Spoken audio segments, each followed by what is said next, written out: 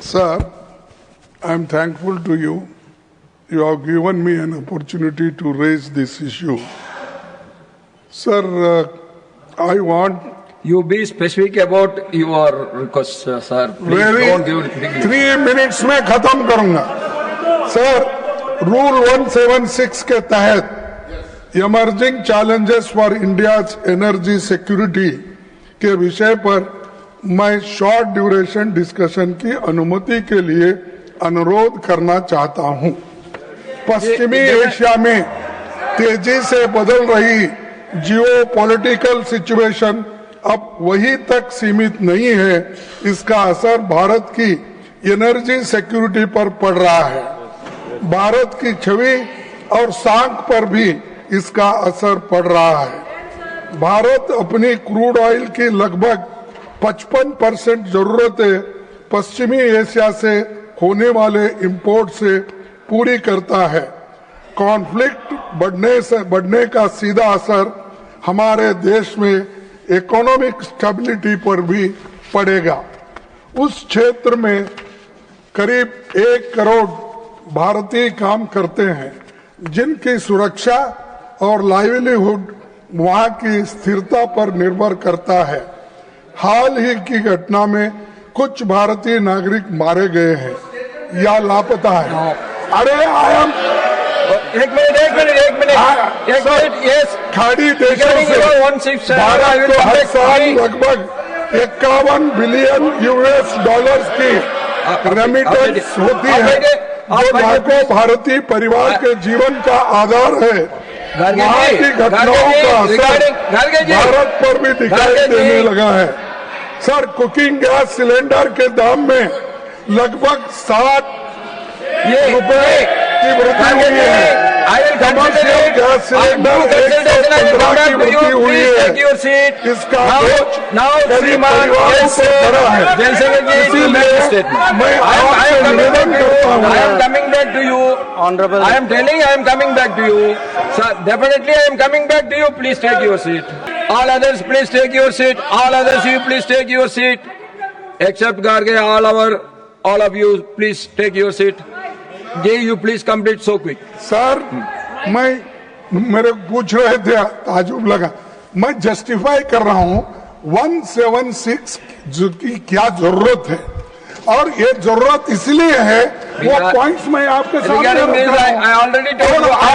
I am coming back to you after due consultation on 176. Please take your seat. Now let the this is minister not make his necessary. statement. Sir, this is not necessary. No. When 176 we discuss, I am assuring you. Everything will come. So, no, I am coming back to you after this. Now, statement by the minister. Yes, sir.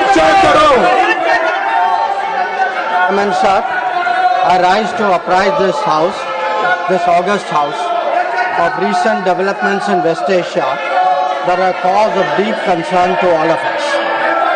Nothing will go on record except the minister's statement. As honorable members are aware, this round of conflict started on 28th February 2026. It has witnessed not only fighting between Israel and the United States on one side and Iran on the other, but also attacks on a number of Gulf states. There have been numerous casualties, including at the leadership level in Iran, as well Nothing will go on record except the minister's statement. As well as destruction of infrastructure in the region. At the very outset, government had issued a statement on 28th February expressing its deep concern and urging all sides to exercise restraint, avoid escalation and prioritize the safety of civilians. We believe, and we continue to believe, that dialogue and diplomacy should be pursued to de-escalate tensions and address underlying issues. Sir, it is also imperative that the sovereignty and territorial integrity of all states in the region be respected. Given the gravity of the situation, the Cabinet Committee of Security, CCS, met on 1 March under the chairmanship of the Honorable Prime Minister. It was briefed on the airstrikes in Iran and the subsequent attacks in several Gulf countries. The CCS was concerned over the safety and security of the Indian community in the region. It also focused on the implications for regional security and for economic and commercial activities. The committee was apprised of difficulties faced by Indian travelers transiting the region and by students appearing for scheduled examinations in these countries.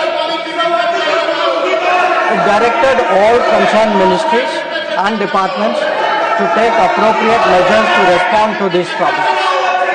Honorable Prime Minister continues to closely monitor emerging developments and relevant ministries are coordinating to ensure effective responses. Sir, the conflict has continued to intensify and the security situation in the region has deteriorated significantly. We have noted that, in fact, the conflict has spread to other nations with mounting destruction and deaths.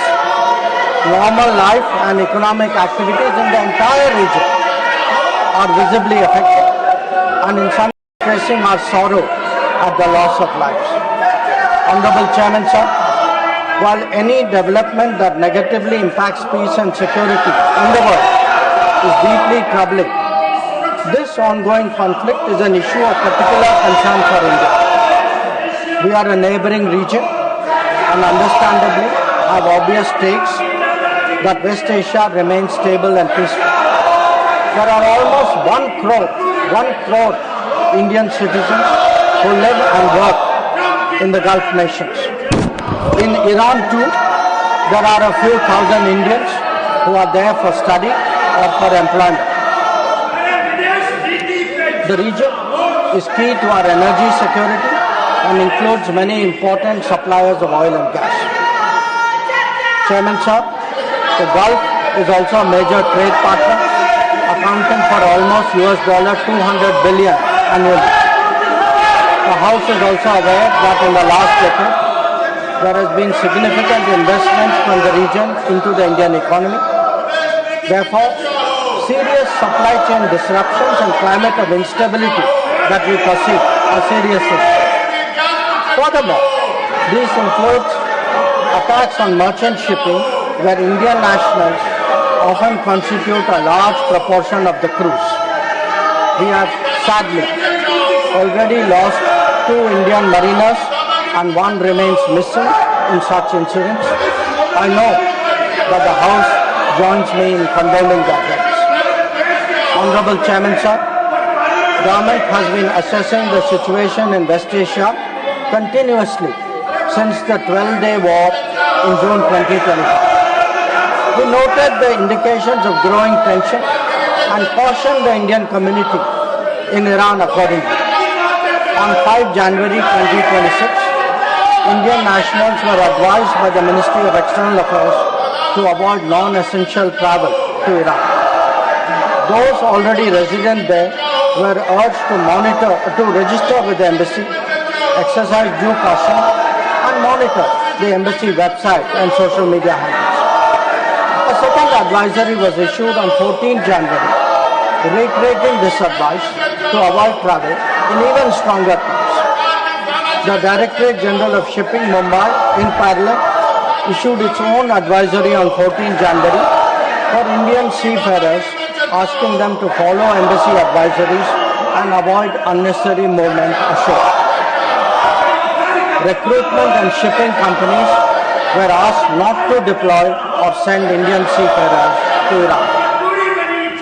Sir, reflecting our assessment of the evolving situation, the Indian Embassy in Tehran issued another advisory on 14 February, urging Indian nationals, including students, pilgrims, business persons and tourists, to leave Iran by all available means of transport, including commercial flights. They were asked to contact the embassy for any assistance and provided with 24/7 helplines. This was again reiterated in strong terms through another advisory on 23 February. Some heeded these advisories and have left the country. However, many others have disregarded them and remain in Iran. We are also in touch with our fishermen who operate out of Iran. This was the situation till 28th February 2020. Once the conflict commenced, the Indian Embassy has facilitated the relocation of several Indian students in Tehran to places outside Tehran. An advisory update with emergency contact helplines was issued on 3 March. Similarly, facilitation was extended to pilgrims for their internal movement. Indian nationals who were in Iran for business reasons were assisted to cross over to Armenia and return home. The embassy in Tehran remains fully operational, in fact, on the highest alert. They are totally committed to supporting the Indian community in this difficult moment and in assisting Indian nationals who may wish to cross international borders. Where seafarers are concerned, the Directorate General of Shipping, through an order of 2nd March, has constituted a quick response team for immediate response, coordination and support functions. This too will function on a 24/7 basis. Honorable Chairman, sir, I would like to inform the House through you that every Indian embassy in the region has similarly issued advisories.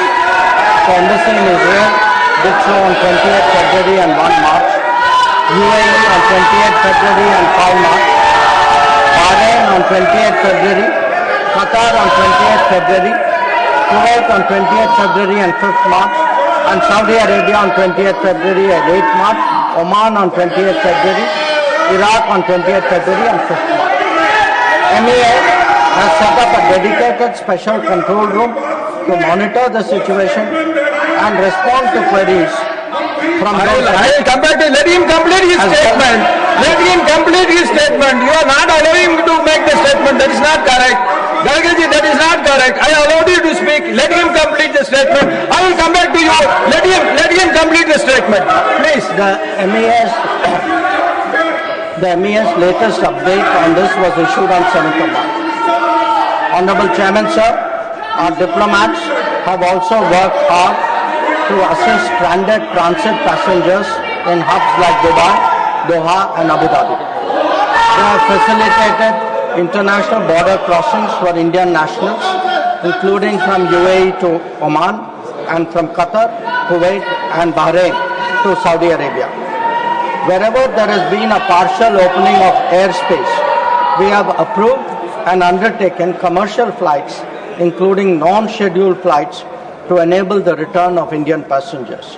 Our estimate is that as of yesterday, almost 67,000 of our nationals have done so.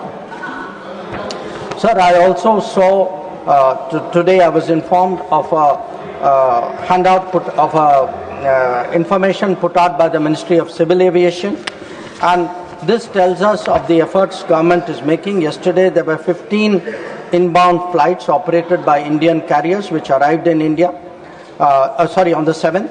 On the 8th there were 49 flights and on the 9th there are 50 flights. So I want to assure the House that every effort is being made that those who are stuck in the region, those who are transit passengers who are there, those who need to come back urgently from this region, we are making every effort for them to do so.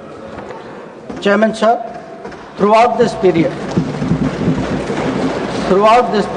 government maintained close contact with relevant countries. Honorable Prime Minister himself has spoken to the President of UAE, the Amir of Qatar, the Crown Prince of Saudi Arabia, the Crown Prince of Kuwait, the King of Bahrain, the Sultan of Oman, the King of Jordan, and the Prime Minister of Israel. In each case, we received assurances that the well-being of the Indian community would be a priority for the host government. I have similarly been in close touch with my counterparts in these countries. Insofar as the United States is concerned, we have maintained regular contacts through diplomatic channels. While attempts have been made, contacts with Iran at the leadership level are obviously difficult at this time. I have, however, spoken to Foreign Minister Arakchi on 28th February and 5 March 2026. We will continue these high-level conversations in the coming days. So, the House will also be interested in the issue of an Iranian vessel that is currently docked in Kochi. The Iranian side had requested permission on 28 February for 3 ships in the region to dock at our ports. This was accorded on 1 March. IRIS Lavan actually docked on 4th March in Kochi. The crew is currently in Indian naval facilities.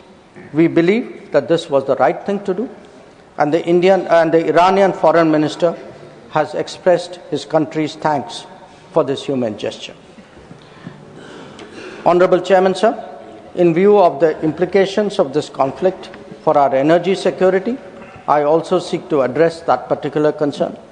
Government remains committed to ensuring that fully, taking into account availability, costs, and risks of the energy markets. For us, the interests of the Indian consumer has and will always be the overriding priority. Where required, Indian diplomacy has supported the endeavours of our energy enterprises in this volatile situation. Honourable Chairman, sir, let me conclude by highlighting the 3 guiding factors of our approach. 1. India is in favour of peace and urges a return to dialogue and diplomacy. We advocate de-escalation, restraint, and ensuring the safety of civilians. 2. The well-being and security of the Indian community in the region is our priority. We will continue to work with the governments of the region towards that end. And 3. Our national interest, including energy security and trade flows, will always be paramount. I am confident, sir, that the government has the full support of this august House on this matter. I thank you.